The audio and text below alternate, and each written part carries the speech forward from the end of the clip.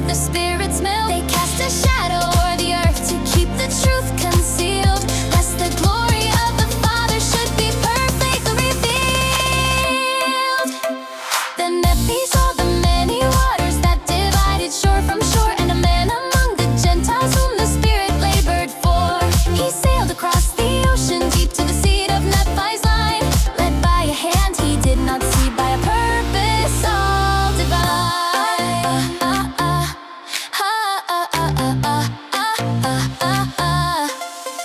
Then others fled captivity, the humble and the brave, to find a land of promise far across the salty wave. They stood against their motherland, by the power of God sustained, until a nation choice and free was finally obtained. Amidst the newfound people, a book was carried forth, a record from the Jewish hand of great and holy worth.